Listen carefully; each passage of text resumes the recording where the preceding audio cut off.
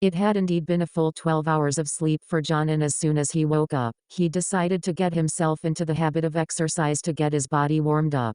The chance to actually sleep on a real bed was pretty much a worthwhile thing for the UNSC super soldier, and he was now eager to get himself into fit shape. He went and got a quick shower and soon managed to wear some simple clothing, namely a unisex UNSC bodysuit uniform which was gray and black with the symbol of the UNSC, and a pair of boots. He felt a small measure of comfort but still felt positively naked without his Mjolnir on. This was a byproduct of Spartan eyes wearing their armor for practical reasons for so long it literally was their regular uniform, so not wearing it felt unnatural. The only team who did not have that many issues in the armor wearing were Grey Team due to their deep cover operations doctrine. As soon as he was done, he decided to head over to get some basic push-ups, sit-ups, crunches, weightlifting and more before breakfast. Cortana was naturally in the Mjolnir to run some basic diagnostics work and some firmware updating. She needed to get his armor fully repaired since it not only helped keep her busy but also helped make sure he was ready for anything. As he ran through the paces, he also decided to lift some of the heavier weights. They were rated to at least 1.5 tons, but he was handling it well enough on his own. Even without the Mjolnir, John was far stronger than most humans. Even some of those who were peak-level humans were not at his strength level as he lifted the weights. This helped him keep in shape, and also made him think on what he was going to do now. He revealed what was non-classified material and now was in a world where he was the only man left alive. And now he had to help humanity in a way that he was still trying to wrap his head around.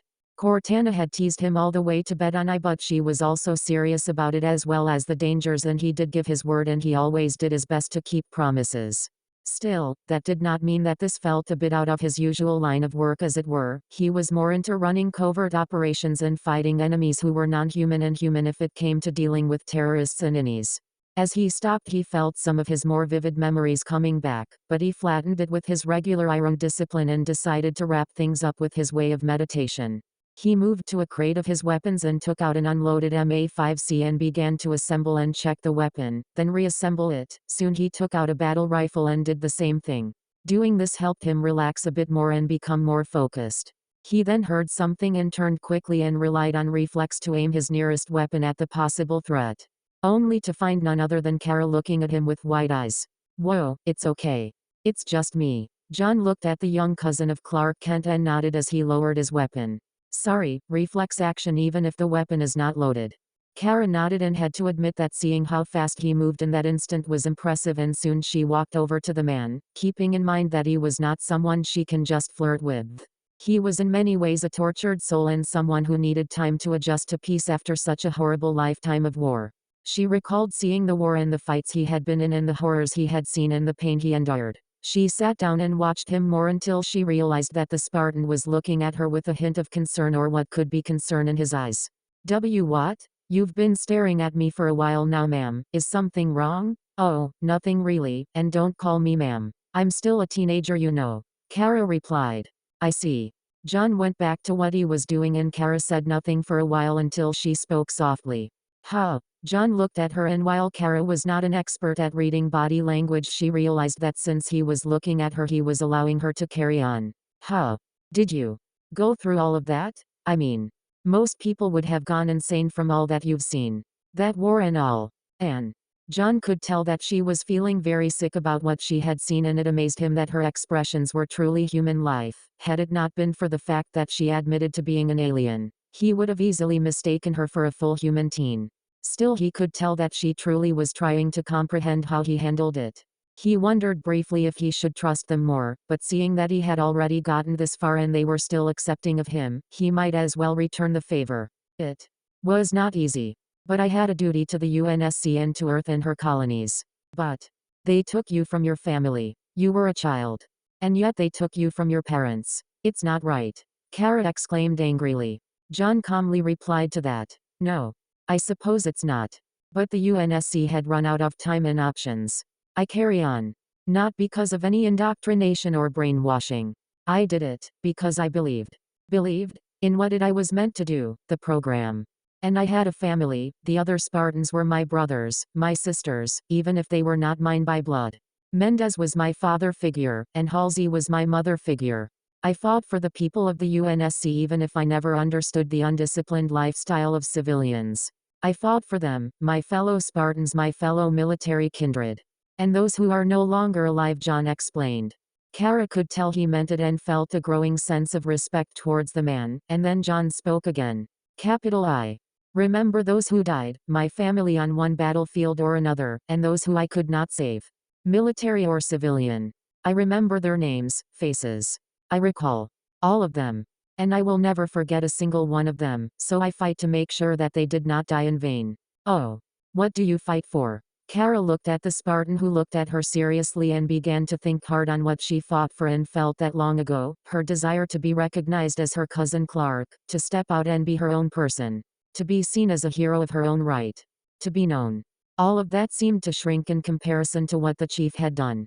But then she recalled how she felt losing her cousin and then her stepfather, and how she did all she could to console Martha, who treated her like a beloved niece as Jonathan did.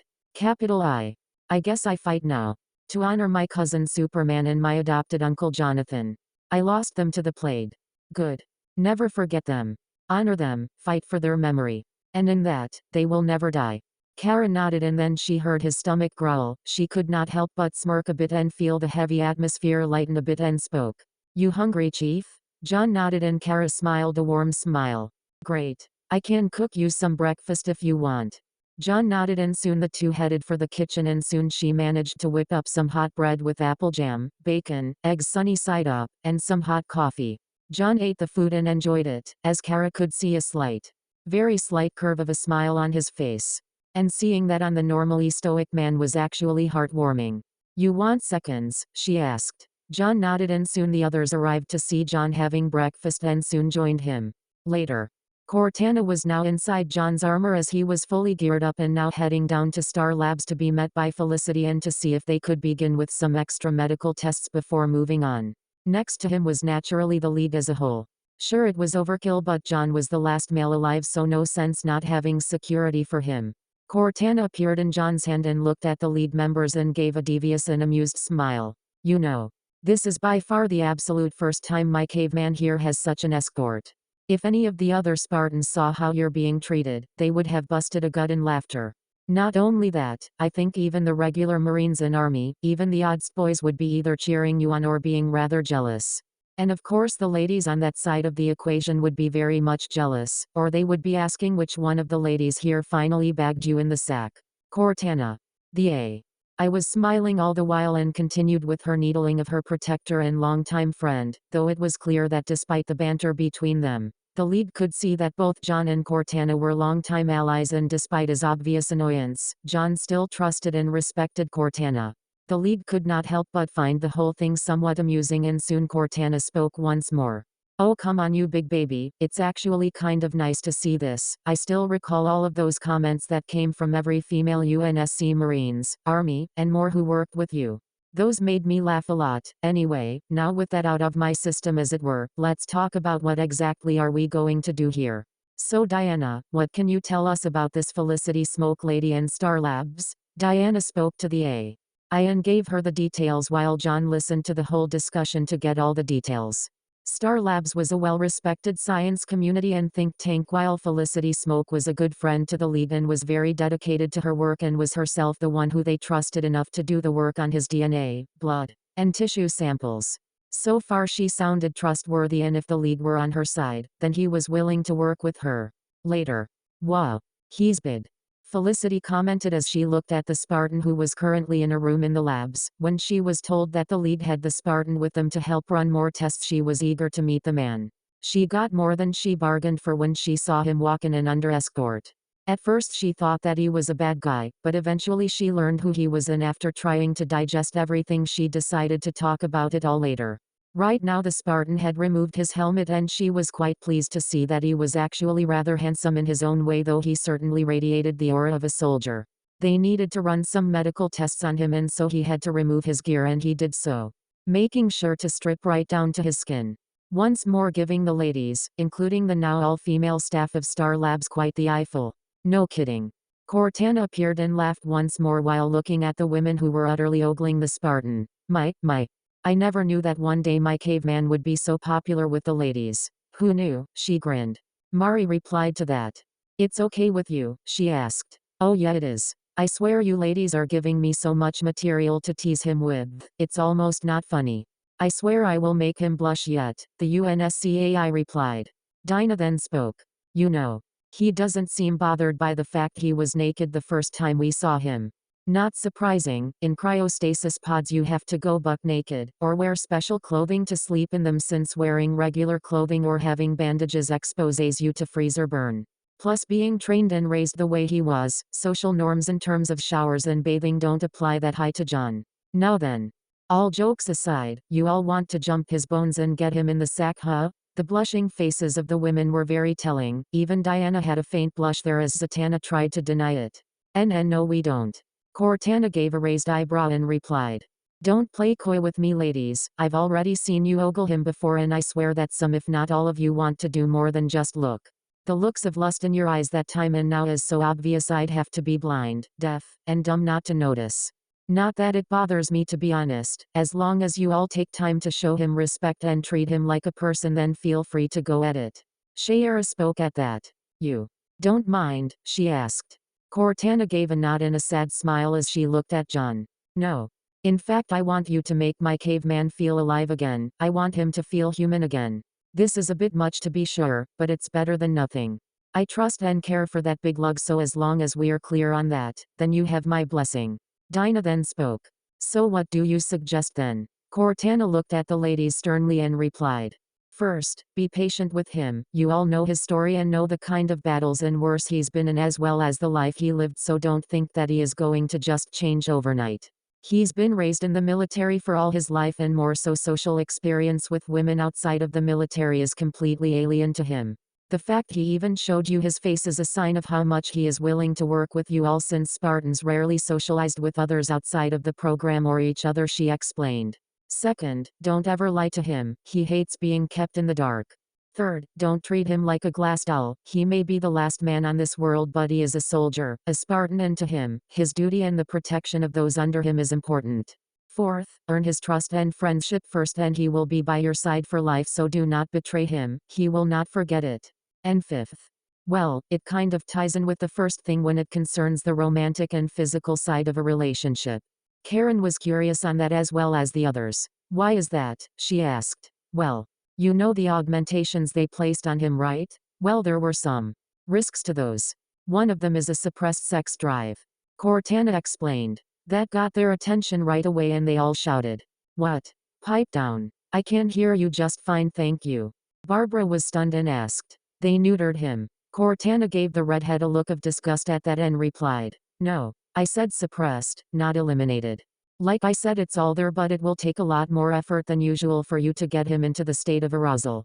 Diana surprisingly spoke at that point. So he won't feel a thing if one of us kisses him? That actually put a cloud of despair into the women which Cortana noticed quite easily and replied. Oh he'll feel something alright but it will confuse him as he'll have no idea how to respond to it the way most regular people would in his place.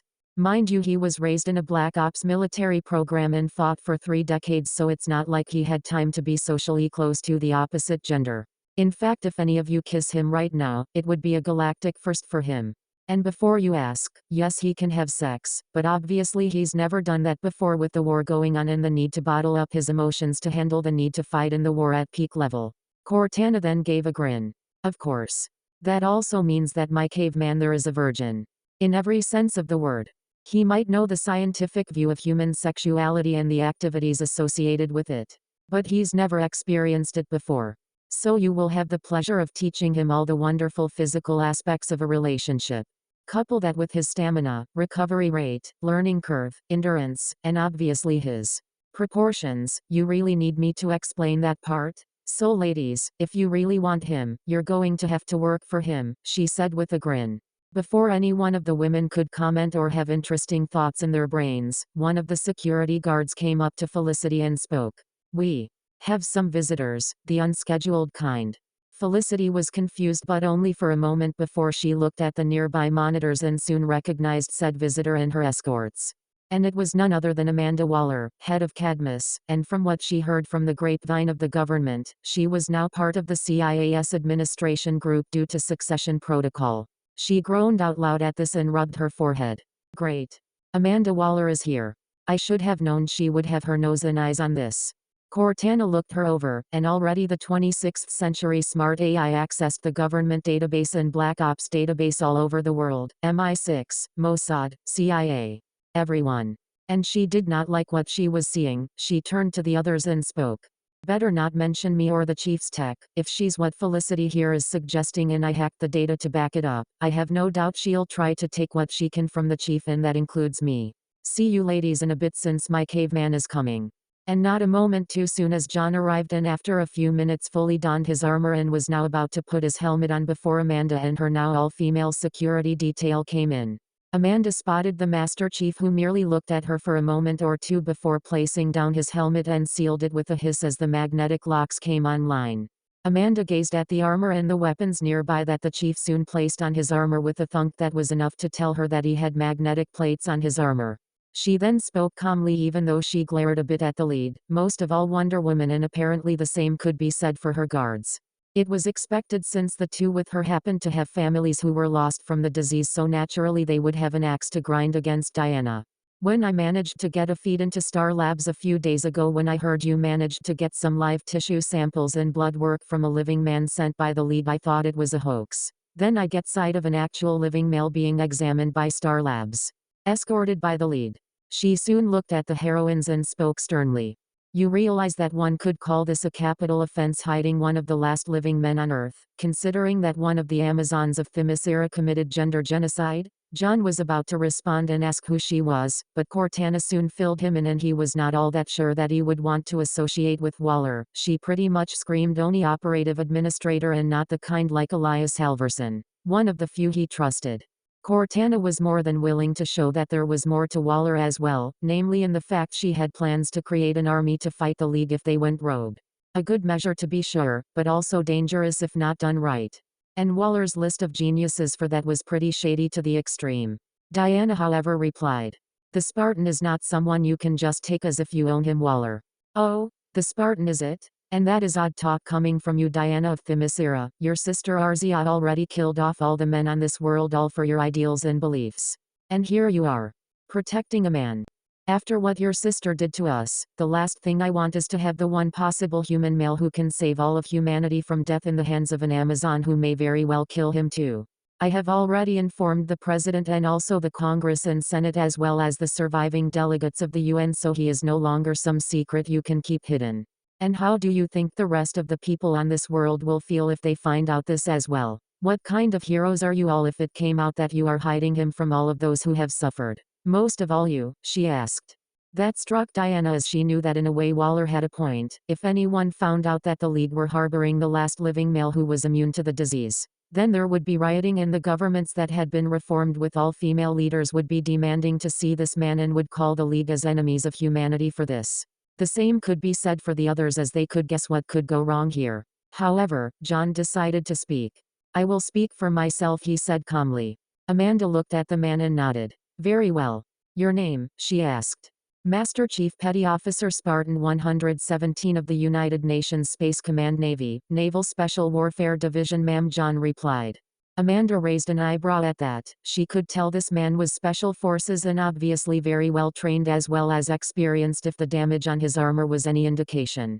There were a lot of questions in her head on who this man was, as she knew that the UN had no such group, let alone a working spaceborne navy. Is that your name in full? She asked.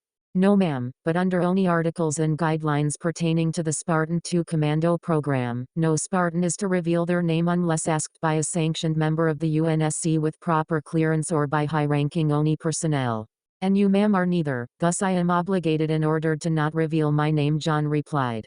It was clear to Waller that she was not going to go anywhere in that front, but decided to speak again in a different path. I see, my name is Amanda Waller and I represent Cadmus, a government-sanctioned organization created to counter the Justice League should the League go rogue, and founded by the Central Intelligence Agency under the order of the previous president. I am well aware of who you are, ma'am, and your group's mission. I will state that I cannot go with you at this time, however I will present myself to the UN if it is deemed needed to prove that the League are in no way, shape or form hiding me for negative reasons. I will reveal who I am in that time, though also under those same articles I am not obligated to reveal any information deemed classified under the articles of the UNSC. John replied. Amanda was not too happy about this but could see that the man would not budge on the matter and merely nodded. Very well, I will send word to the UN of this. We will meet again, Spartan. A few days after that less than ideal meeting with Waller, the League had to gather together and escort the Spartan to the UN building. Cortana and John had decided that it would be best that they make some alterations to the images and records to avoid mentioning that John and his fellow Spartans were child soldiers, since doing that would be a bad idea. Only the League and those they trust would be allowed to know the whole truth about the Spartan, and it would remain that way. So far a good amount of groundwork had to be done, as the League members who could fly were the ones flying near the javelin, though it was natural that they had to expect that some of the people would be less than pleased to see Diana with them. Many hated her for what Arzia had done, and some of the League worried that her presence would lead to a riot, but Diana decided that she had to do this. Thus when they arrived, many women glared and some shouted obscenities at the Amazon, but she was willing to endure it and accompanied John and the others into the building. Even there though, many of the now all-female staff glared darkly at the Amazon, even though it was obvious that Diana was nothing like Arzia. John disliked that and made it clear when one of the more belligerent guards was about to spit at Diana. He got in front of the guard and glared at her. Even though his face was hidden by the visor, the death glare he leveled at the woman is telling as she backed away and allowing the others to pass.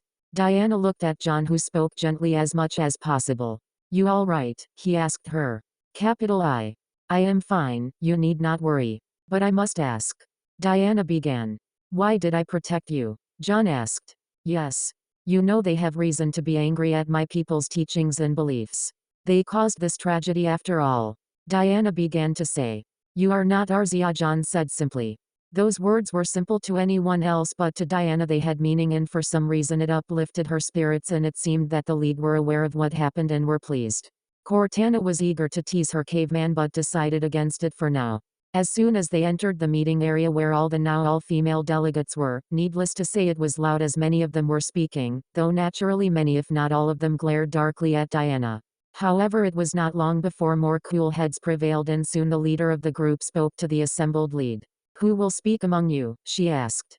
Kara knew that this was not her chosen field, but she decided to step forward. It was a huge decision, since Kara was technically the youngest of the League due to her being less seasoned than most of the League in some way or another. Thus this move was something she knew that she had to do for not merely herself but for her cousin and those who were male friends of hers. It took a while, but she finally managed to introduce John to the people in the hall and asked them not ask too many questions, since the Spartan was a military man and was, for the lack of a better word, secretive.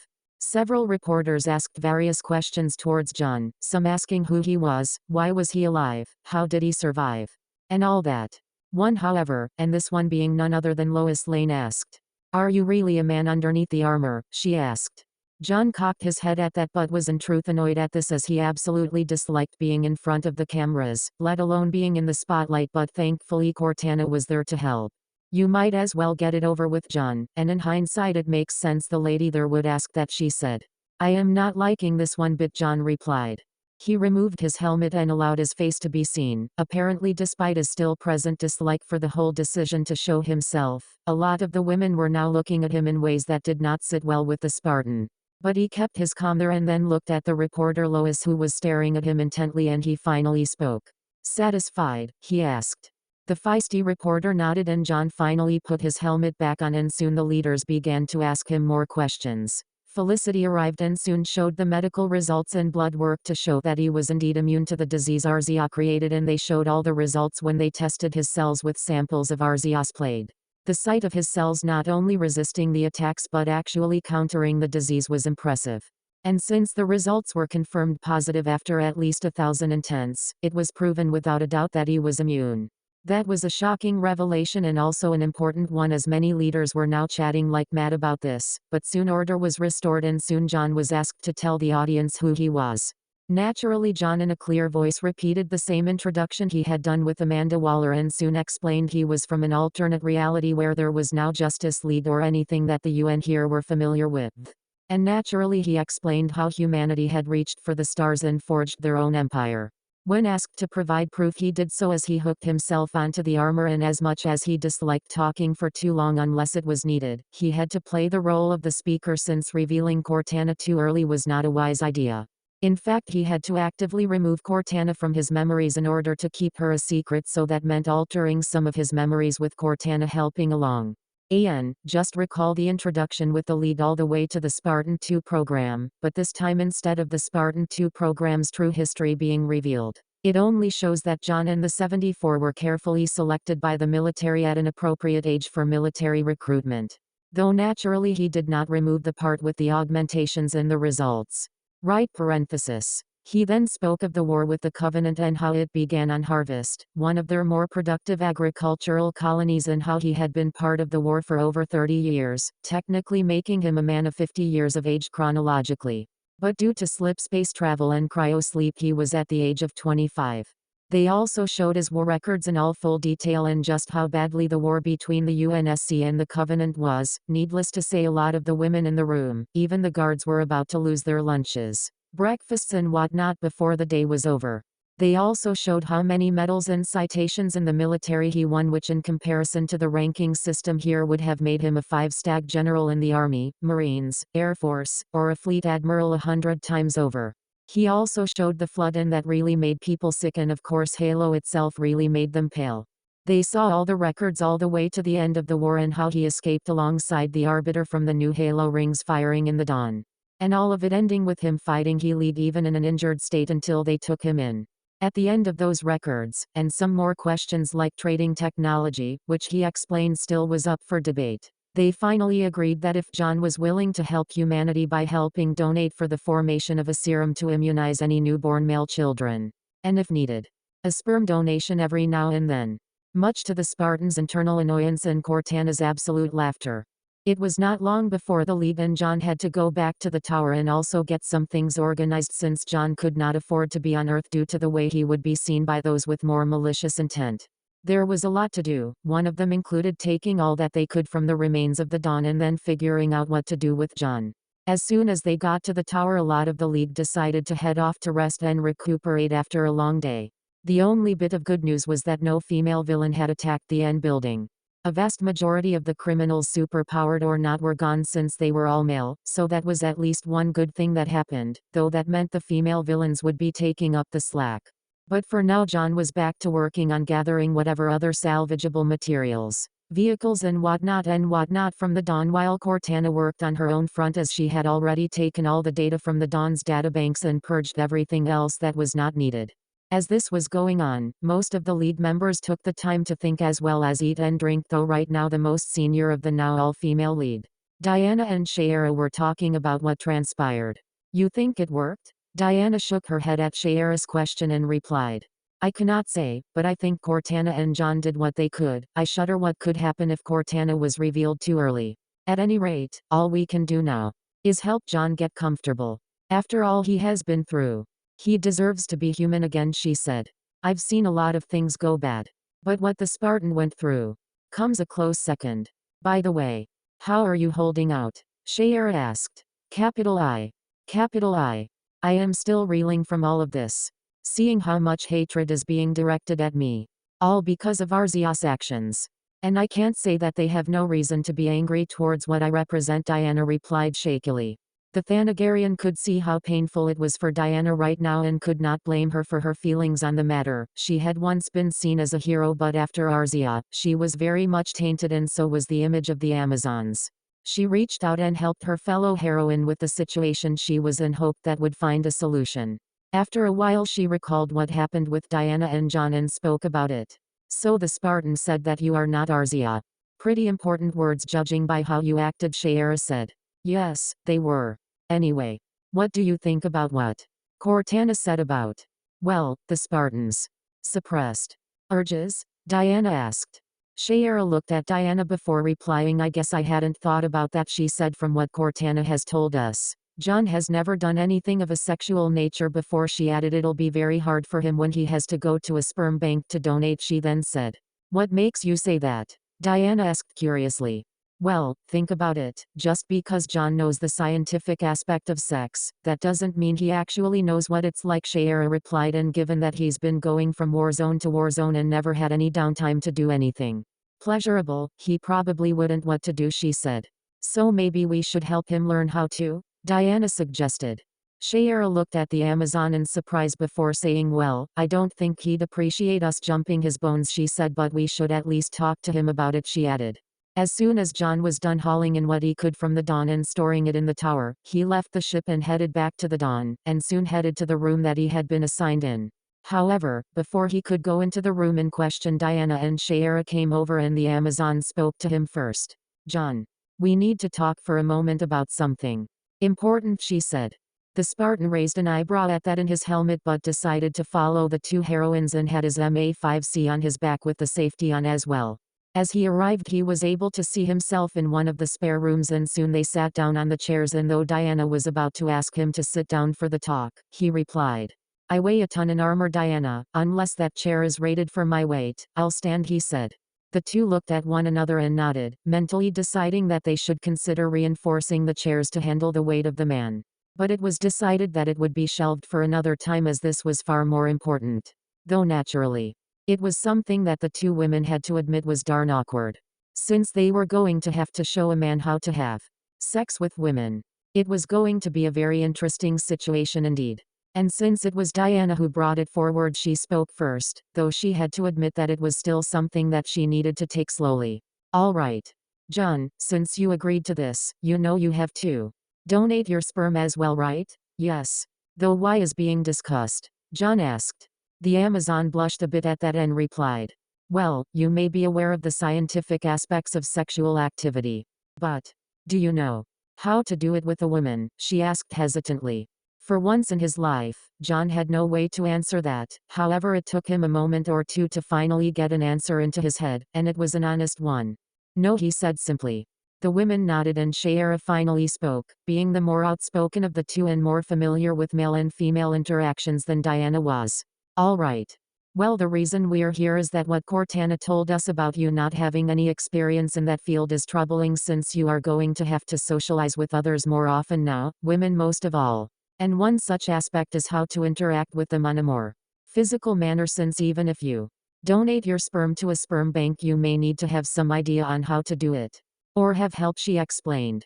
Come again? John asked. The two women could not help but feel even more awkward with this train of conversation, all the while John remained as stoic as ever as they managed to finally get themselves to speak again. This time, however, it was Diana who decided to speak again.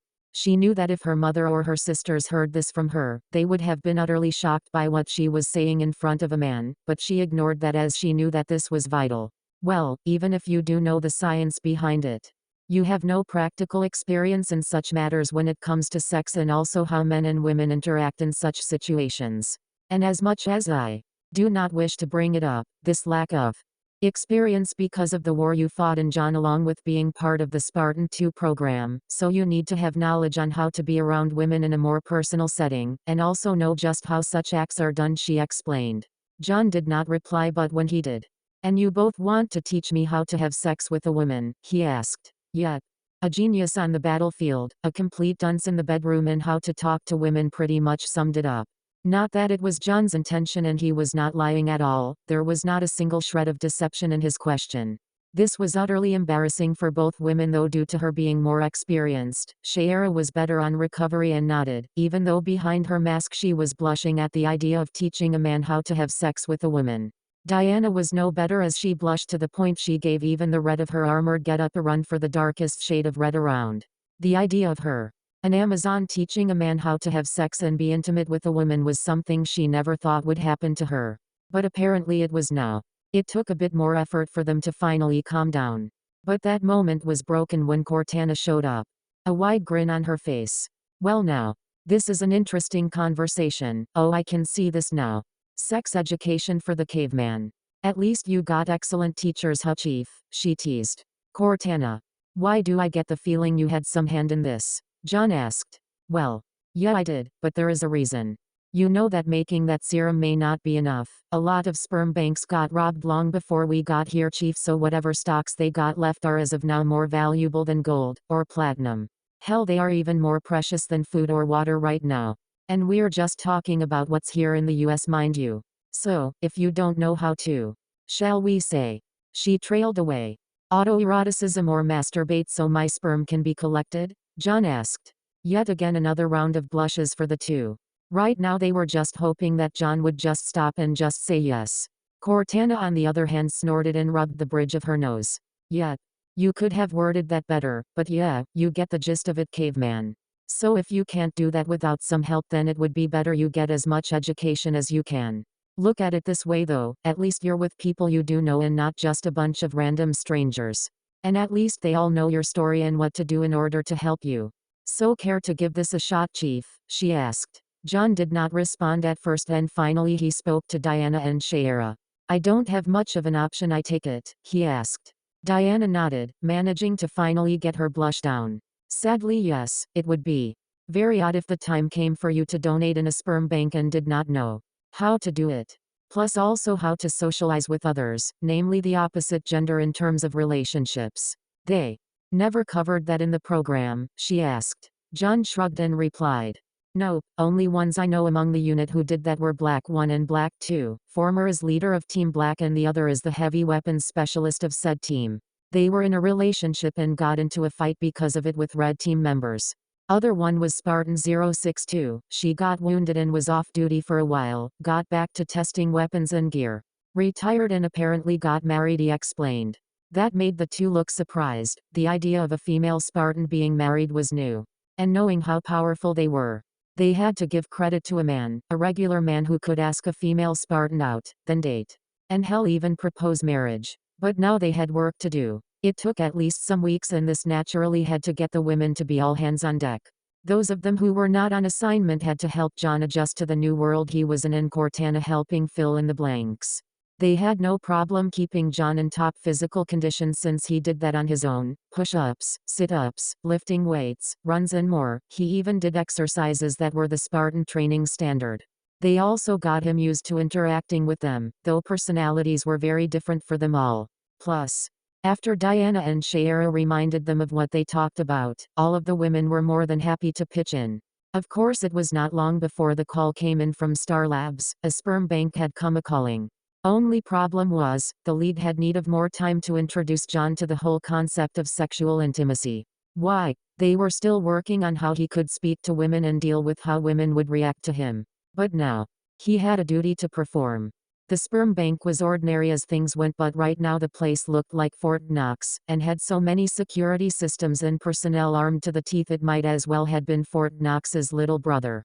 To John, as he arrived in secret though, he could easily infiltrate and exfiltrate places like this with his eyes closed. Of course he would not.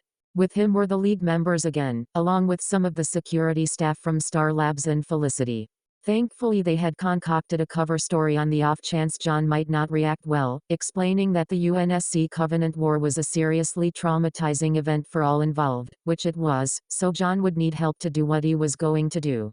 It didn't help matters that none of the time they had was sufficiently enough for them to get to first base, as it were, to helping John deal with intimacy and sex in general. But now here he was. Okay. We're here, Felicity. Yeah, I know you guys needed more time, but we couldn't delay it any longer. The president pretty much demanded we start, and there's no way I can ignore that coming from the most powerful woman in the United States. John shrugged and spoke. Let's get this over with. John entered the room and soon began to remove his armor and bodysuit, having placed aside his weapons, and soon he was fully naked again and now looked at the cups before him.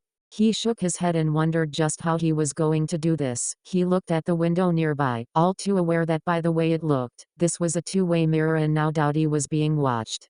It was rather odd, but since he was here he might as well figure something out. But he was also a practical man and knew that he was not going to be easily aroused. Add the fact that he was still clueless about this whole thing, made this lack of knowledge all the more difficult. Thus he did the one thing he knew he could do. I need some help with this, he said apologetically.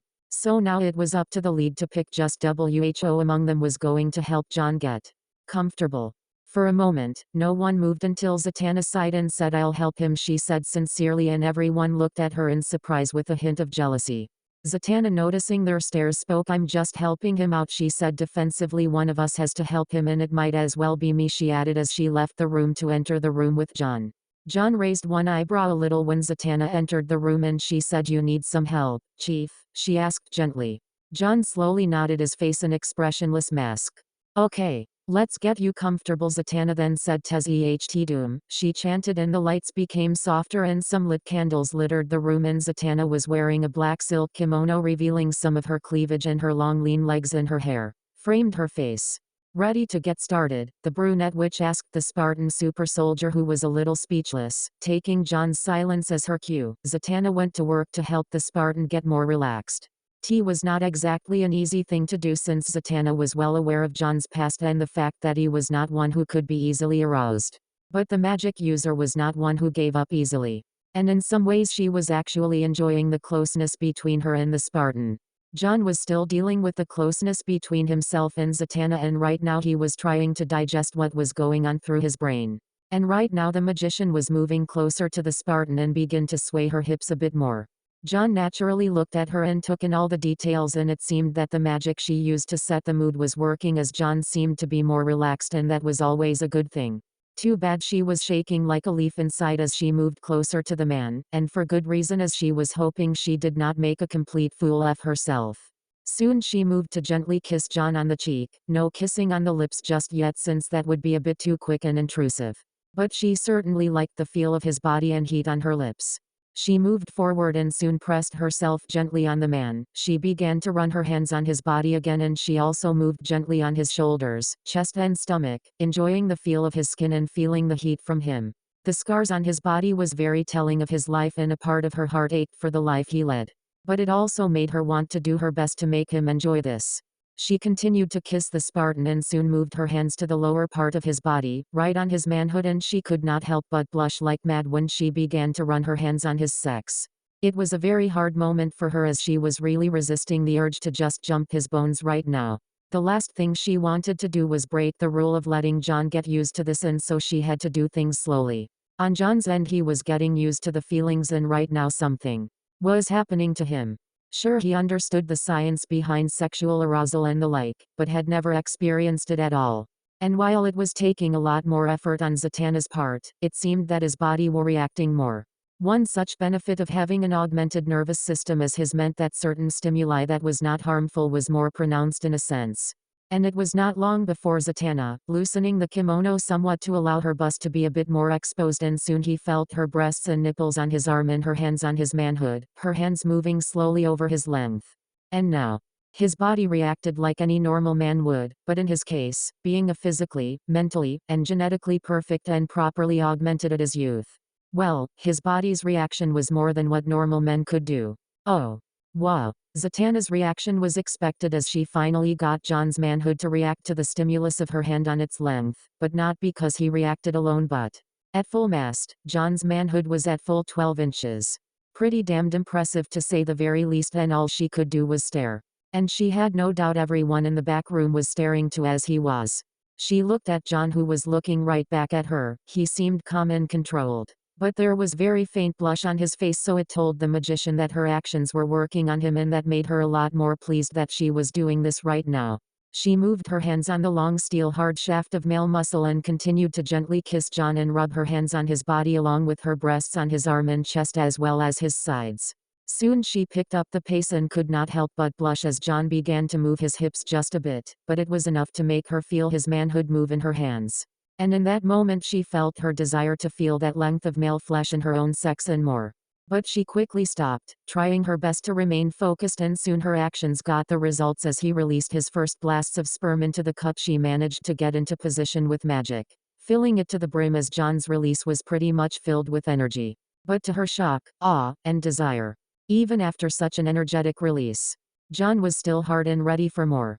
Horizontal ellipsis. Later, the cups, at least a full 50 to 60, were all filled to the brim. Much to the shock, amazement, and interest of all the women, they were so filled with John's sperm that the staff had to seal them tightly to make sure that they did not lose a single drop of the man's sperm.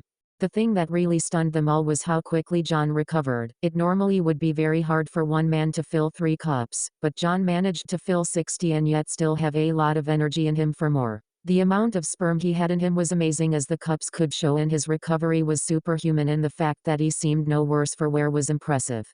As soon as the cups were full, the doctor who was there thanked John profusely and had to admit that he cut quite the figure naked, even more so that his manhood was still rock hard to boo.